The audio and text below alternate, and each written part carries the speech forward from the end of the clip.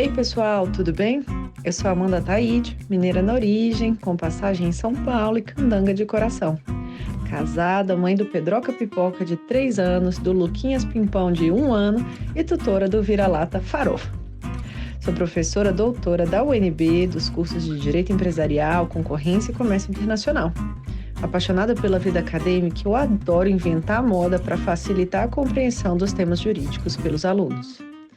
Então, esse é o Direito Empresarial Café com Leite, um podcast voltado para os estudantes de graduação e iniciantes no mundo do direito comercial, para que possam aprender ouvindo a bibliografia obrigatória e complementar do nosso curso. Esse é um podcast simples, curto e gostoso, como um café da manhã mais rapidinho durante a semana. Convidarei os próprios autores ou comentaristas dos artigos acadêmicos, capítulos ou trechos de livros essenciais para a compreensão do direito empresarial, para que os alunos da graduação em Direito possam conhecer e se apaixonar pelos principais autores do direito privado no Brasil. Como será um podcast voltado para os alunos da graduação, os episódios serão divulgados durante o semestre letivo da UNB. Durante as férias, faremos uma pausa para preparar o próximo semestre e também os novos episódios. Então, vamos comigo para a próxima xícara de café com leite?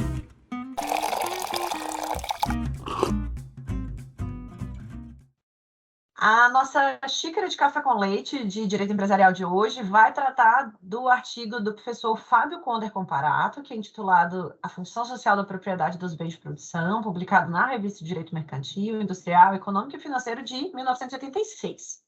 E para isso a gente vai ter a alegria de contar com a participação do professor Eric Jasper. O professor Eric é professor de Direito Econômico e Concorrencial no IDP e no IBMEC, mestre e doutorando em Direito pela UNB, advogado, apresentador de um podcast que é delicioso, chamado Vantagem Auferida, então eu faço a propaganda, inclusive, aqui, além de um parceiro acadêmico que a gente só tem estreitado os laços, dividindo turmas, com muita parceria e muita coisa boa ao longo dos últimos anos. Então, professor Eric, muito obrigado por ter aceitado o convite para participar desse podcast e por apresentar aqui, de um modo simples, curto e gostoso, esse tema da empresa e dos seus perfis, funcional e institucional. Obrigado, Amanda. É um prazer conversar contigo, um prazer estar em podcasts. Eu não sou estranho ao meio, então adoro.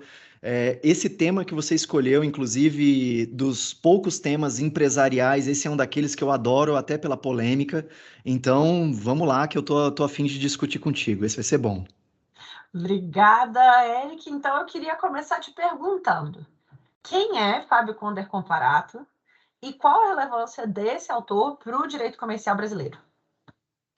Do que se alimenta, né? Então, o professor Fábio Conder Comparato é uma lenda da Faculdade de Direito da Universidade de São Paulo. Ele é professor de Direito Empresarial e Comercial há muitos anos, já aposentado a essa altura, mas é um dos nomes mais reconhecidos e tradicionais, vamos dizer assim, do mundo do direito empresarial, societário e comercial. Eu sou da época da faculdade, quando a gente estudava direito comercial e não direito empresarial.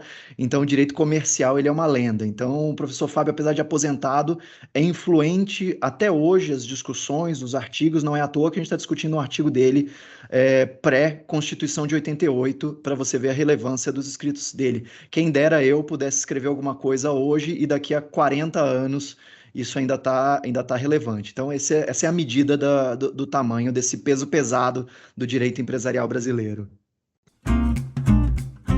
Exatamente. O professor Fábio Conder Comparato escreveu muita coisa, né? A obra clássica dele, Poder de Controle na Sociedade Anônima, que a gente vai discutir também aqui em outro podcast, mas nesse tema de hoje a gente vai conversar, então, sobre o perfil funcional da empresa, perfil funcional e perfil institucional, naquela lógica que é trazido pelo Asquini, né, dos perfis da empresa. Então, eu queria entender um pouquinho da sua visão, de como que você resumiria o artigo para que os nossos alunos da graduação, né, possam entender quais são os principais argumentos do professor Fábio Conder sobre a chamada aí função social da propriedade dos bens de produção.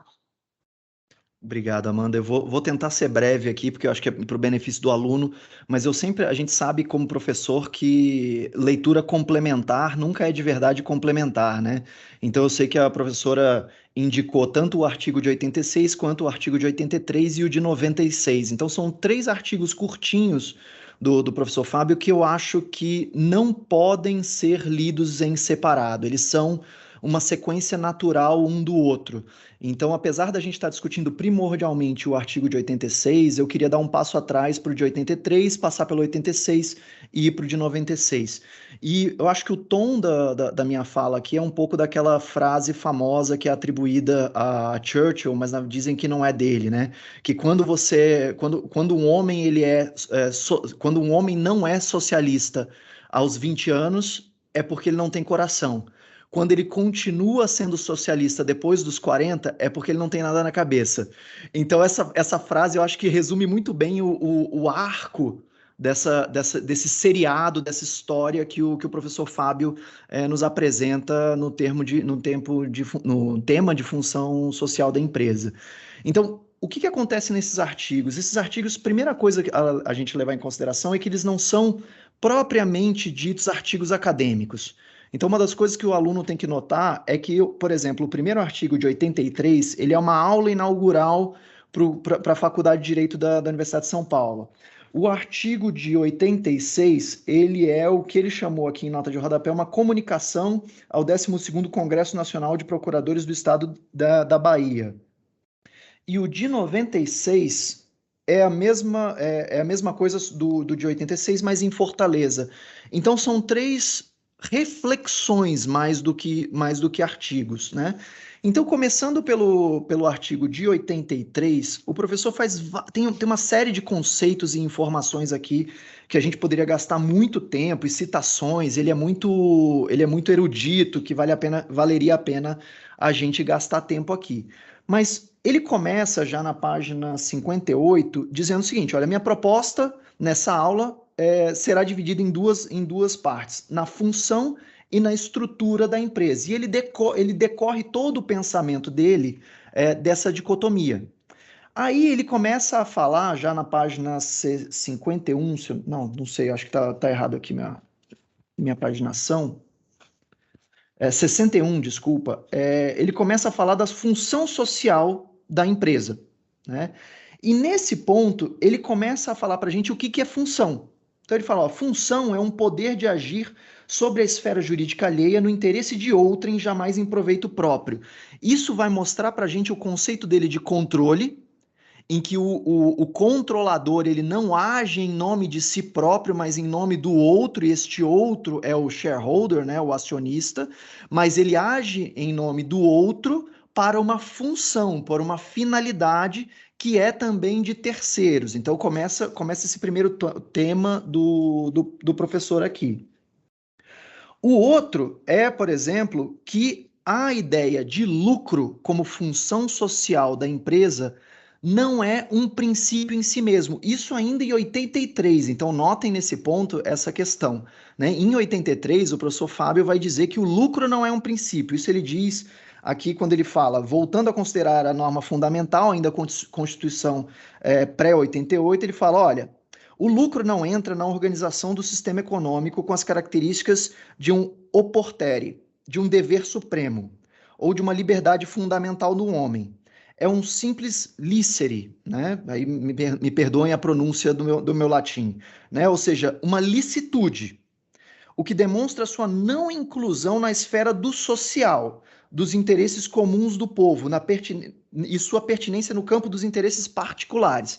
Então, a primeira coisa que ele está falando aqui para a gente, olha, dentro da ideia de função social da empresa, não se encaixaria o lucro, porque o lucro é algo que lhe é permitido, é lícito, mas isso aqui não é um princípio, e ele não se confunde com o interesse social. Né? Então ele vai falando isso, aí ele dá exemplos de direito societário, dos interesses internos e externos da empresa. Tem várias coisas que são extremamente interessantes aqui que ele fala, mas tem um trecho que eu gostaria de destacar também, que ele fala o seguinte: eu adorei essa frase, tá?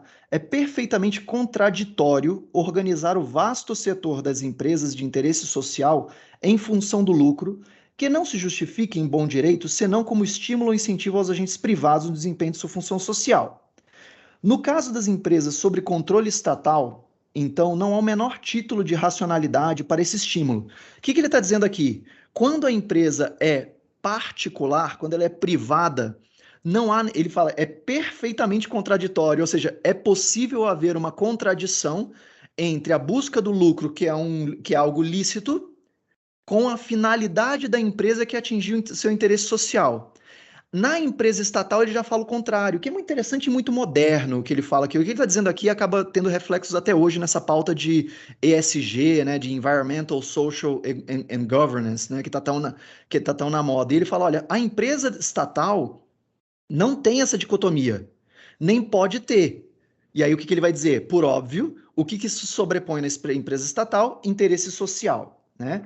Então, esse artigo dele, ele vai muito nessa linha de que a função social da empresa é buscar um interesse coletivo primordialmente. Ele não vai abandonar o lucro, mas vai para o interesse coletivo. Isso é muito interessante porque esse é o Fábio Conder Comparato de 47 anos de idade, tá? Anotem isso porque a minha fala lá da frase do Churchill vai nessa direção. Quando a gente vai para 1986, que é o texto principal que a professora destacou, a gente está conversando com o Fábio de 50 anos de idade. Tá? Eu, como fiz mestrado em filosofia também, Amanda, eu não consigo deixar de refletir sobre se é a mesma pessoa que estava escrevendo, né? A gente diz que a gente não é a mesma pessoa depois de tanto X de tempo. Eu acho que o professor Fábio também deixa isso claro aqui. O texto de 86, ele tem um finalzinho aqui que facilita muito a nossa vida, né? Lá no finalzinho do texto, ele fala resumo conclusivo, tá? Como a gente tem pouco tempo aqui, o professor Fábio facilitou a nossa vida. E ele fala o seguinte, ele faz uma distinção que é muito interessante. Função da propriedade privada no contexto particular e no contexto social. Ou seja, a propriedade privada tradicionalmente servia para a nossa subsistência como família. Né? Então, quando você cercava um terreno, plantava, John Locke, para quem gosta de filosofia, né? Que a propriedade privada deriva do seu suor. Né? Então, quando você pensa na fundamentação de propriedade privada tradicional, que é o que o professor Comparato diz aqui, ela serve ao particular. Só que ele fala, olha, em relação às propriedades a propriedade de bens de produção, e ele faz uma distinção nesse texto entre bens de produção e bens de consumo, né, e aí ele vai trazer essa distinção, que é uma distinção importante aqui para essa categoria. Ele fala, olha, em relação à propriedade de bens de produção, quando eles se inserem numa organização empresarial em poder de controle, isto é, na prerrogativa de comando e direção, compreendendo pessoas e bens, essa função já se altera. Então, aí você tem uma outra coisa muito importante para o professor Fábio. Ele fala o seguinte, olha, a função social da empresa não é apenas um direito de excluir, não é apenas um direito negativo, não é apenas deixar de fazer coisas ilícitas ou deixar de fazer coisas antiéticas. Também tem um poder-dever positivo. E aí, essa categoria de bens de produção e bens de consumo serve para ele poder fazer essa distinção entre o que é um dever negativo e um dever positivo. Né? E ele vai falar, a empresa, os bens de produção têm um dever diferente, um dever positivo. Né? E aí ele vai nessa linha ainda de que quem prevalece é o interesse social. Agora que vem a parte divertida, né? Que é o texto de 96. No texto de 96, a gente já está conversando com o professor Fábio aos 60 anos de idade. Então, aos 60 anos de idade, eu acho que ele foi lá na máxima do Churchill. Né? Eu acho que ele deixou esse viés de interesse social, porque algumas frases dele aqui, e eu admito, professora, que quando eu dava aula de direito empresarial, eu focava mais no artigo de 96 do que os anteriores, talvez por um viés filosófico, político da minha parte. Mas ele fala algumas coisas aqui que são muito interessantes. Primeiro, ele distingue função social de justiça social, coisa que a gente não vê nos textos anteriores dele. Ele fala assim, na página 45 desse texto de 96. É imperioso reconhecer a incongruência em se falar numa função social das empresas. Aí você fala, nossa, professor, da onde veio isso? Né? Você se surpreende. Eu falo, no regime capitalista, o que se espera e exige delas é apenas a eficiência lucrativa, admitindo-se que, em busca do lucro, o sistema empresarial como um todo exerça tarefa necessária de produzir ou distribuir bens e de prestar serviços no espaço de mercado concorrencial. Esse termo que tanto eu quanto você amamos tanto. Mas é uma perigosa ilusão imaginar-se que, no desempenho dessa atividade econômica, o sistema empresarial, livre de todo o controle dos poderes públicos, suprirá naturalmente as carências sociais e evitará os abusos, em suma, proverá justiça social. E aí lá no final, assim, até eu sei porque eu já estou me alongando aqui, mas a gente pode continuar conversando. Lá no final, ele até faz uma crítica bastante ácida, eu diria, que ele fala assim, a tese da função social da empresa apresenta hoje o sério risco de servir como mero disfarce retórico para o abandono pelo Estado. Então é muito interessante esse arco de pensamento dele, né? Que ele vem de 83 ali, pensando a empresa como um critério de propriedade diferente da propriedade clássica, que gera um poder-dever positivo, uma responsabilidade, o interesse social coletivo, que ele nunca define, essa é uma crítica minha, né? É sempre o mais difícil, é muito bonito a gente falar que o interesse social ele prevalece, mas quem define o interesse social, o que significa interesse social, eu não vejo nesses textos.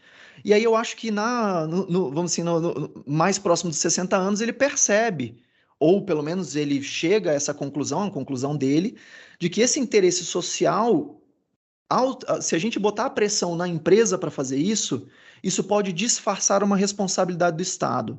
Então, é um arco de textos maravilhoso para essa discussão. Eu só queria deixar uma opinião pessoal sobre essa discussão no final aqui dessa pergunta, e desculpa se eu me alongo de novo, mas eu sempre olhei a função social da empresa, e aí a professora Ana Frazão, minha orientadora, que não me ouça, espero que ela não ouça, está gravado, né? Então ela provavelmente vai ouvir. A função social da empresa, para mim, ela sempre foi até anterior ao lucro. Eu sempre pensei a função da empresa como atingir uma demanda. Então, a primeira função de qualquer empresa é encontrar consumidores. Quando ela encontra seus consumidores, né, caso contrário, nem a atividade econômica ela vai conseguir. Quando ela encontra seus consumidores, ela gera receita. Não estamos falando de lucro ainda. Ela gera receita. Esta receita é tributada. O direito tributário, do qual eu não sou especialista, serve justamente, a discussão atual é só sobre isso, né? É de distribuição de renda, né? O Estado pega esses recursos e faz justiça social, entre outras coisas, né? Depois disso, você tem os seus trabalhadores, você tem que pagar seus salários, você tem os seus credores, eu estou quase indo naquela ordem de direito falimentar, né? E só depois de toda essa galera é que você tem a linha de lucro. Quem já olhou um balanço empresarial sabe que você começa lá. Quem já aplicou multa em empresa ou calculou, né, contribuição pecuniária, professora Amanda, sabe que o balanço de uma empresa começa em receita bruta, né? Então eu gostaria de propor que a gente também começasse essa reflexão pela receita bruta. O lucro, ele vem depois de tudo isso, mas sempre antes de tudo isso tem a alcançar o consumidor. Eu espero que eu tenha conseguido fazer algum tipo de resumo. Super, e facilitou muito ainda a vida dos alunos, resumindo aí 3 em 1, 3 artigos aí em um único podcast. Super obrigada. Acho que essa conversa, ela fala muito com um tema também que a gente vai ter um outro episódio sobre as teorias do interesse social, a teoria institucionalista e a teoria contratualista, né? Então, aquela dicotomia de institucionalismo de princípios, contratualismo de fato, que às vezes tem até mesmo essa discussão. Então, acho que é bem interessante a gente visualizar talvez aí um refinamento da própria posição, né, do professor Fábio quando é comparado ao longo dos anos. E aí eu queria, pensando, né, que o último artigo do professor Fábio foi publicado em 96, a gente está aqui em 2021. O que aconteceu de lá para cá, nessas discussões, né, sobre função social da empresa? Quais são as repercussões em concreto que a gente tem desse tipo de discussão, na sua experiência prática como advogado, vendo aí as discussões no direito empresarial? Ah, professor, essa pergunta é muito interessante, lembrando que, mais uma vez, né, até o artigo mais recente dele já tem mais de 20 anos, né, então é impressionante a resiliência das ideias dele. Eu gosto de pensar que esse artigo de 96, ele conversa muito com o que a gente chama de doutrina Friedman, né? O Milton Friedman, na década de 70 nos Estados Unidos, ele veio com um artigo no New York Times, olha só, né, pautando toda uma geração até hoje de Chicago Boys, né, de qual é a função social da empresa do ponto de vista do direito americano, e ele sempre falou, o Friedman, essa doutrina Friedman, que é gerar valor para o acionista, né, o shareholder value. Mas mesmo o Milton Friedman lá atrás, e isso teve um artigo do Daniel Kahneman na Bloomberg, recente até, em que ele falava assim, olha, as pessoas esqueceram que o próprio Friedman qualificou essa ideia. Que ele falava assim, olha, você tem que gerar shareholder value desde que você não faça nada ilícito e que você jogue dentro das regras do jogo. Então, mesmo o cara mais Friedman, Chicago Boy, radical, não vai negar que você tem que jogar dentro das regras e de forma lícita. Então, o Friedman é vamos assim, um defensor da ideia de um dever negativo, de não fazer o mal, do no harm, que era o que o professor Fábio Comparato, em 83 e 86, falava, olha, isso aqui não basta, né? Não basta só não ofender, né? Você tem que fazer algo a mais.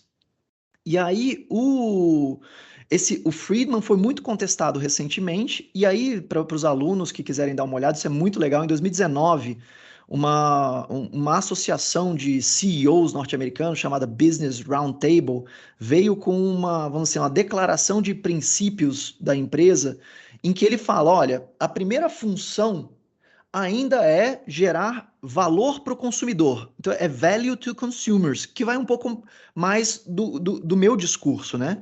Mas eles acrescentaram outras coisas, como investir nos empregados. Perceba, investir nos empregados, não pagar maiores salários, tá? Para quem tem escritório de advocacia como eu, sabe muito bem que essas coisas são bem diferentes, e se você tem alunos escutando, saibam que se candidatar para uma vaga para o meu escritório, aqui a gente paga pouco e vocês trabalham muito. Mas outra coisa é fairness in ethics, né? Ou seja, ética com os fornecedores, apoiar as comunidades nas quais essas empresas estão localizadas. Olha só, esse é um dever positivo, mais próximo do Fábio Conder Comparato da década de 80, né? E o valor para o shareholder de longo prazo, coisa que o americano criticava muito depois da crise de 2008. Então, a gente vê essa linha do tempo que você escolheu nos textos, a linha do tempo da discussão norte-americana convergindo, divergindo, elas vão saindo, e hoje em dia a discussão é ESG, né? Meio ambiente, social e governança corporativa. Então, essa discussão que a gente está tendo agora é a discussão do momento. E aí, o mais legal dessa discussão do momento, se você me permite mais um minutinho, é que é um reflexo de uma ideia que eu gosto muito, que é ponha, e aí eu vou traduzir para o português uma frase que em inglês fica melhor, você vai perceber rapidamente o que eu quero dizer, que é ponha a sua boca onde está o seu dinheiro. Em português, essa frase soa horrível, mas em inglês é put your money where your mouth is, ou seja, você fala, mas você age naquilo que você está falando, né? Em português ficou meio duplo sentido, ficou meio esquisito, mas os alunos vão entender, são todos maiores de idade, então cuidado aí com as minhas frases. Mas o ESG hoje em dia, e eu falo isso para os meus alunos, eu falo, gente, você quer ser socialmente, ambientalmente responsável? É fácil você fazer isso com o seu próprio dinheiro. Hoje você entra numa XP, numa Orama, qualquer uma desses supermercados de fundo de investimento, escolhe um fundo que só vai investir em empresas que têm esse tipo de compromisso. Põe lá seu dinheiro. Então, a nossa discussão hoje em dia é muito mais rica do que a galera da década de 70, que o professor Fábio estava discutindo na década de 80. Então, hoje em dia, o advogado de direito empresarial tem que saber essa discussão na ponta da língua. É a discussão da década de 70 e 80. Então, é isso. Falei demais, eu acho. de maneira nenhuma. Essa discussão está, de fato, super latente com essa mudança, talvez, aí, de visão de shareholder value para stakeholder value, né? Que eu acho que vai ter muita pesquisa, espero que aí os alunos se instiguem a pesquisar sobre isso também, ouvindo o nosso podcast. E para a gente chegar aí, para a última pergunta, qual que seria a sua recomendação, professor, para os alunos que tiverem interesse em trabalhar, em estudar direito comercial, direito empresarial? Na UNB ainda chama direito comercial também, então está direito comercial 1, mas pegando aí a nomenclatura que se tem utilizado para quem quiser trabalhar aí com empresarial nos escritórios ou no serviço público, qual que seria a sua recomendação? Olha, eu acho que o aluno, principalmente o aluno do UNB, mas temos outras excelentes faculdades aqui no Distrito Federal e no resto do país, a formação teórica dele, via de regra, é bem positiva. Né? Então, eu, por exemplo, no mercado não sinto falta de uma formação teórica tão grande assim. Mas o que eu acho que falta? Eu acho que falta experiência prática. E aí vocês vão me perguntar, mas como é que a gente adquire essa experiência prática? E não é só o estágio. Eu recomendo muito empresa júnior, tá? Empresa júnior facilita muito. Recomendo muito também que os alunos se dediquem à redação de cláusulas contratuais, técnica de negociação. Então, todas essas habilidades são essenciais para o advogado de direito empresarial. E é difícil, olha, vou confessar aqui, meu sócio fez uma seleção para advogado de direito societário, não tem um mês e meio. Dos aproximadamente 150 currículos que a gente recebeu, a gente selecionou o espetacular número de 0 pessoas, tá? Porque ninguém tem essa experiência. É muito difícil. Então, participar de empresa júnior, participar dessas competições de multi, na área de direito societário, não adianta participar de competição de direitos humanos, tá? Não adianta, é lindo, eu também adoro direitos humanos, eu sou um humano, tem gente que discorda desse fato, mas eu sou um humano, tenho coração, apesar dele ser gelado, mas não adianta nada fazer competição de direitos humanos. Competição, mas eu gosto de arbitragem, também não adianta nada. Faz competição na área específica, de societário, de mercado de capitais. Isso daí já vai te tirar vai tirar 90% da sua concorrência. Eu começaria por aí.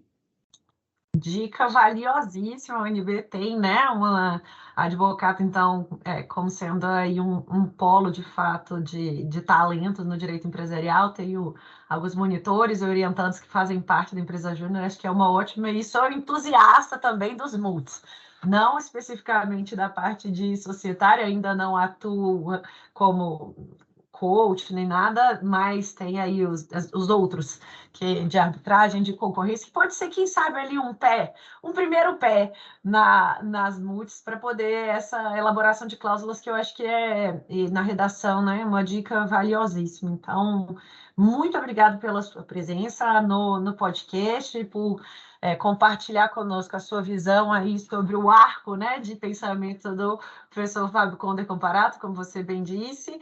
Espero que seja primeiro aí de alguns outros podcasts que eventualmente a gente possa ter ao longo aqui do Direito Empresarial Café com Leite. Obrigada e até a próxima. Obrigado, Amanda. Foi uma honra. Obrigado aos alunos, à audiência. Foi um prazer. Obrigado mesmo.